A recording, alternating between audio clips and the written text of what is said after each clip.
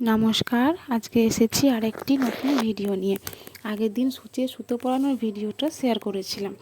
আজ আপনাদের দেখাবো কিভাবে ব্ল্যাঙ্ক পেপারে শুধু সেলাই দিতে হয় বা ফাঁকা সেলাই চালাতে হয়। তো দেখুন, আমি প্রথমে কাগজটাকে সূচ বরাবর বসিয়ে নেব, তারপর ফাঁকা মেশিন চালাবো যাতে আমার লাইনটা সোজা হয়। আমি করে দেখাচ্ছি, আপনারা দেখুন।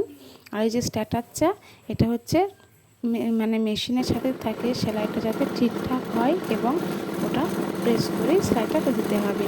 তো দেখো, আমি প্রথমে কাগজ বরাবর একটা সেলাই দিয়ে দিলাম, ফাঁকা সেলাই।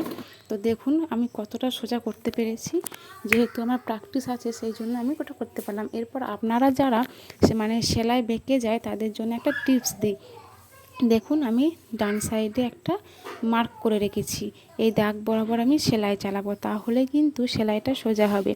আপনারাও কিন্তু প্রথম এইভাবেই সেলাই করবেন, না হলে কিন্তু সেলাই বেঁকে যেতে পারে। তো দেখুন আমি কিভাবে সেলাইটা করলাম এবং কতটা সোজা হয়েছে দাগ বরাবর। আপনারাও চেষ্টা করবেন, এইভাবে পারবেন। তারপরে আমি সুতো পরিয়ে নেব এবং সুতো পরিয়ে নেওয়ার পর কাপড়ের উপর সেলাই করে দেখাবো। দেখুন, ভালো করে লক্ষ্য করুন, আমি কিন্তু কাপড়টা টানছি না, শুধু কাপড়টা বেরিয়ে যাচ্ছে আর আমি হাত দিয়ে একটু ধরে আছি। কাপড় কিন্তু টানবেন না আপনারা অপোজিট সাইড থেকে, তাহলে কিন্তু সেলাইগুলো টান পড়ে পড়ে যেতে পারে। তাই এইভাবে সেলাই করবেন। আমি আর একবার দেখিয়ে দিচ্ছি আর একটা সেলাই করে। তো ভিডিওটি কেমন লাগলো অবশ্যই জানাবেন, আমার পাশে থাকবেন, আমাকে সাপোর্ট করবেন।